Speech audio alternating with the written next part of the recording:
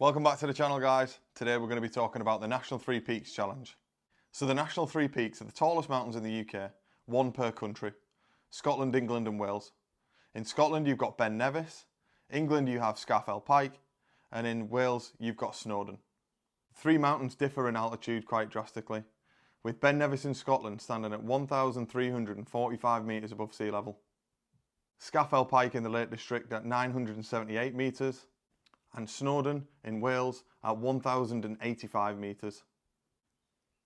The challenge is to complete all three of these in less than 24 hours. And if you're thinking about doing it, this is what you're going to need. Firstly, I'm just going to briefly touch on waterproofing. You should already have a waterproof jacket living in the UK because it literally pisses down nearly 90% of the year.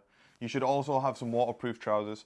My waterproof jacket of choice wasn't necessarily because of branding, it was just one that I liked the style of. It is a Patagonia jacket and it's green and it's waterproof, and that's it. It's just a shell, yeah, and it's kept me dry, and that's all it needs to do. It's just a lightweight shell that keeps you dry as best as possible. The jacket cost me about 250 quid. So as far as waterproof shells are concerned, it's probably a mid-range to low range.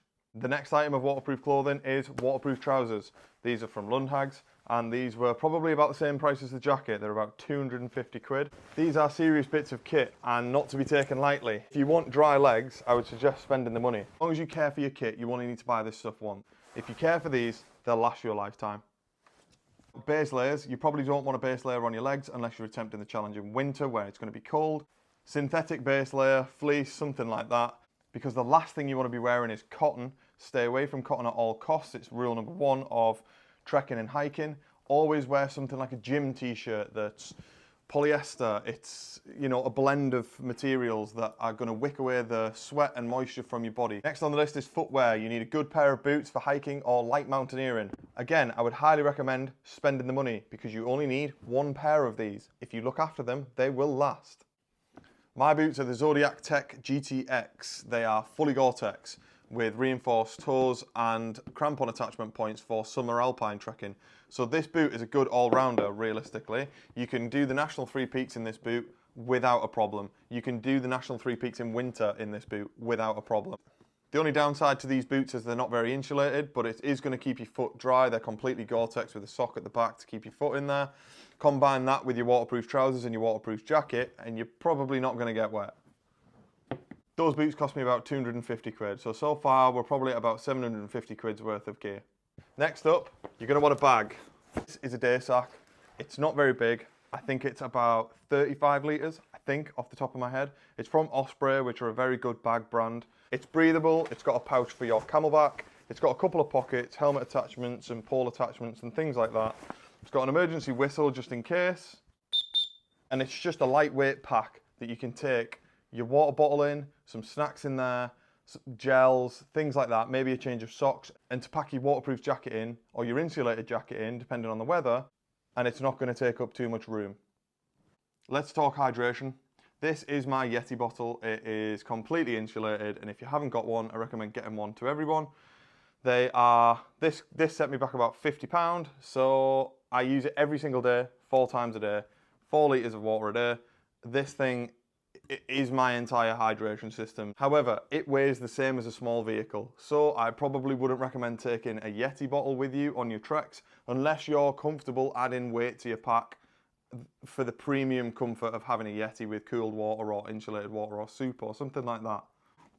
What I would recommend instead is a lightweight neoprene bottle, same as this, just a litre bottle of water with a chug cap so I can chug it down real quick, and it's got camouflage on it, which probably wasn't the best idea considering if you put it down you won't be able to see it.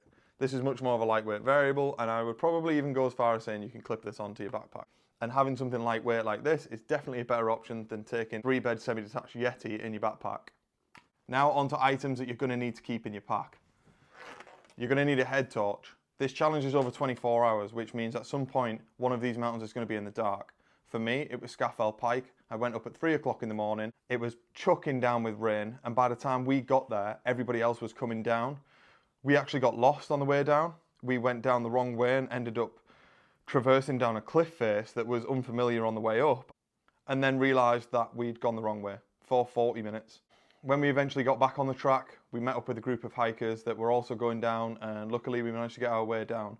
However, this was at 3 o'clock in the morning. It was pitch black, and I mean pitch black. You couldn't see a thing. Everyone had head torches. This is a Petzl head torch. I've got 2 of these, and they use the same batteries. I've got one as a main, which is this one. Again, camouflage, because I like greens and camos. And I've got one that just basically is a crash out one that can scrunch up, and it's real small, and it just gets thrown in the bottom of a backpack and forgotten about. Also has a white function, red function, green function, blue function, and then all of the functions strobe as well. You probably want the red light set in on the middle of a night trek more than anything, because red doesn't hurt your night vision, and it's a lot better than using big bright white lights that everybody can see. Another piece of kit that I would highly recommend is sunglasses. These are category 4 mountaineering sunglasses actually. So they have a guard here and they have a guard over the top which sits directly up against your face like so and stops any sun leaking through here and leaking through here. These sunglasses are probably overkill for the National Three Peaks. These are more for alpine trekking. With it being category 4, it stops you from getting snow blindness. And these are not expensive either. These are from Uvex.